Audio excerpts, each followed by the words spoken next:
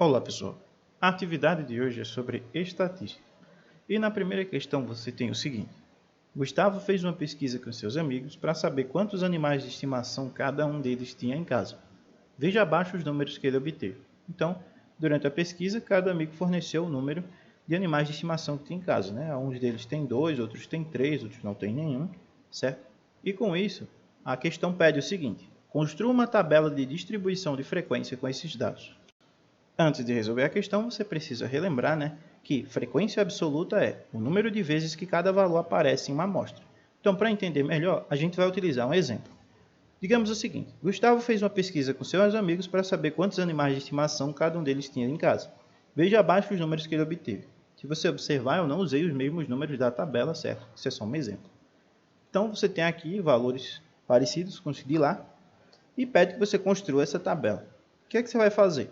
Você vai contar exatamente quantas vezes aparece cada valor.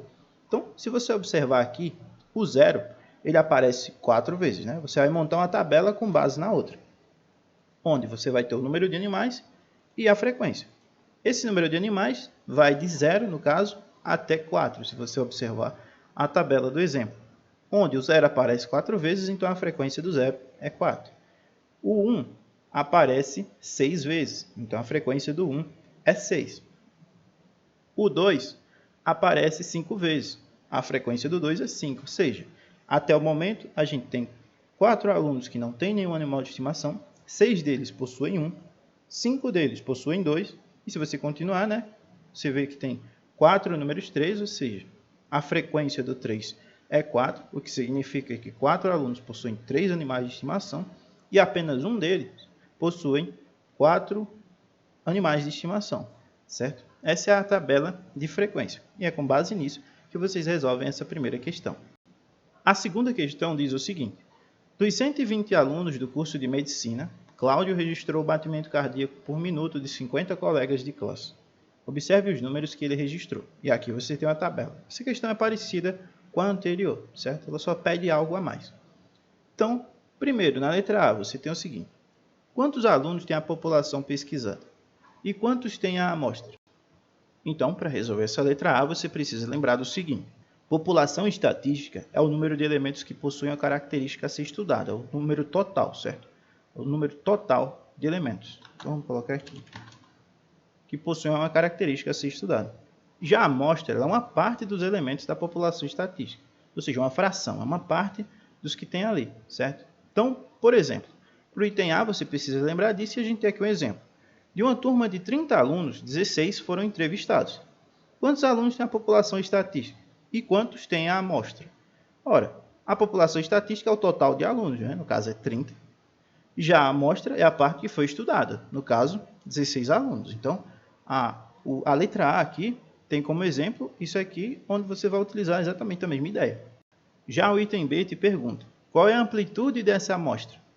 Para calcular a amplitude, dependendo do número de dados, às vezes você não precisa fazer um rol. Mas como a tabela dessa questão é um pouco maior, é interessante que você faça o rol. E o que é o rol? É a organização dos dados em ordem crescente ou decrescente.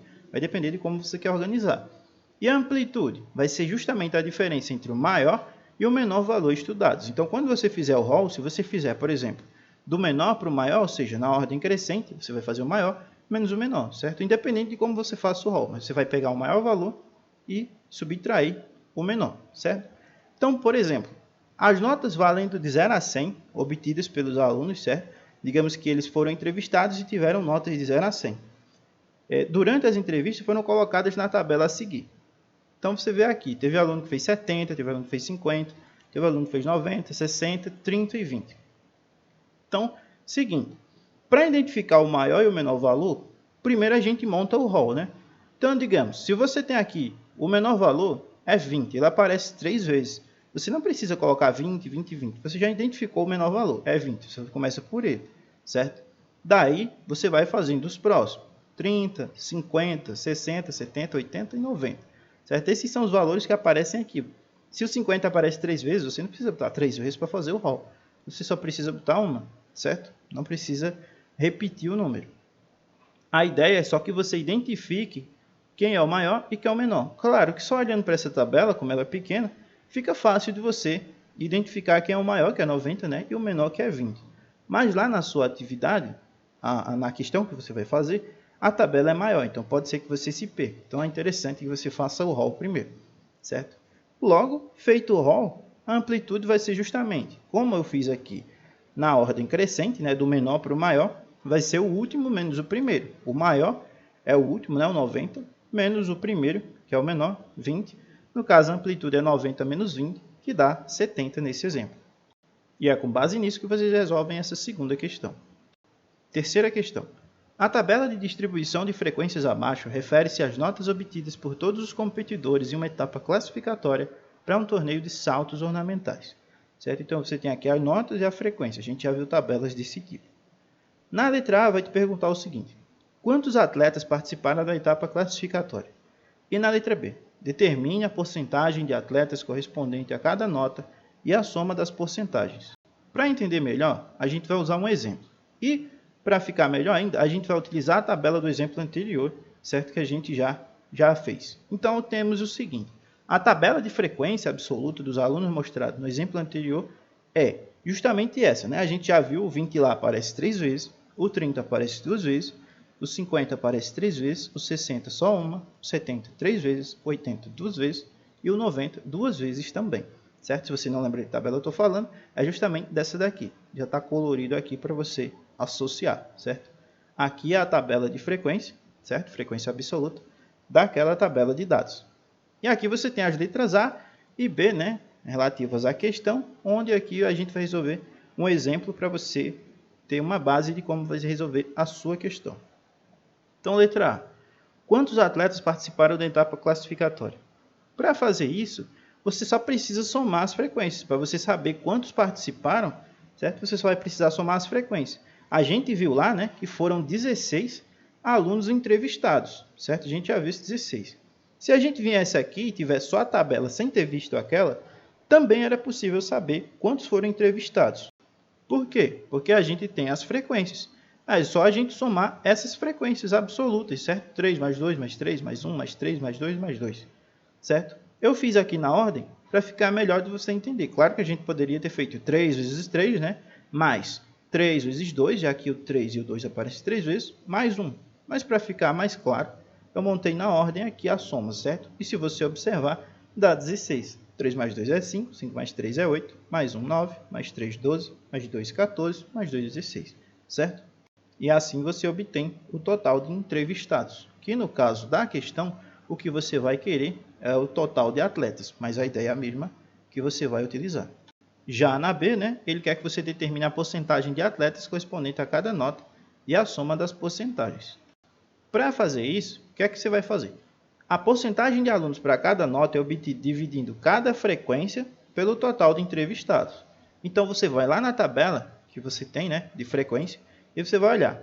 Por exemplo, no nosso exemplo aqui, né, você tem 3 alunos com nota 20. Então, isso qual é aqui, então, essa porcentagem do total? É 3 sobre 16, certo? Do total de alunos, 3 tiveram nota 20. Então, 3 dividido para 16 vai dar 0,1875, que é 18,75%. Se você ficar em dúvida na hora de transformar esse número em porcentagem, aí vai uma dica. Você olha os dois primeiros números aqui, ó, após a vírgula. Quem é? É o 18. Então, você desloca a vírgula para depois do 18. Fica 18,75. Veja que essa ideia vai se repetir para os outros. Se a gente for lá na tabela, quantos alunos tiveram nota 30? Apenas 2. Então, você divide essa frequência por 16, certo? 2 dividido para 16 dá 0,125. Viu? A mesma ideia. Você tem dois números, você pega os dois primeiros números aqui após a vírgula, certo? E aí você traz a vírgula para depois deles. No caso, para depois do 12. Fica 12,5%. E você vai aplicar essa mesma ideia para os próximos. Então, 3 alunos tiraram nota 50. Você pega a frequência deles e divide pelo total de entrevistados, certo? Que no caso aqui desse exemplo é 16. 3 por 16, a gente já fez a conta lá em cima, né? Dá 18,75%. Aí, um apenas tirou nota 60, então ele representa um desses 16, né? 1 sobre 16, que é 0,0625, que é 6,25%. Veja que a ideia é a mesma. Os dois primeiros números são 0 e 6. Você traz a vírgula para frente do 6 e fica 6,25, né? 0,6 é a mesma coisa que 6. Nota 70, 18,75%. Nota 80, né? Como só foram 2 de 16, a gente já fez essa conta também, deu 12,5%. E nota 90, como também foram só 2 alunos, também deu 12,5%. No final, ele pede que você some as porcentagens, não é? Então, a gente obteve 6,25%, né, de porcentagem. A gente obteve 3 porcentagens de 12,5%, né, que foram os que tiraram 90, os que tiraram 30 e os que tiraram 80, certo? Então, 30, 80 e 90. E a gente tem 3 porcentagens, 18,75%, que são os que tiraram nota 70, os que tiraram nota 50 e os que tiraram nota 20, certo?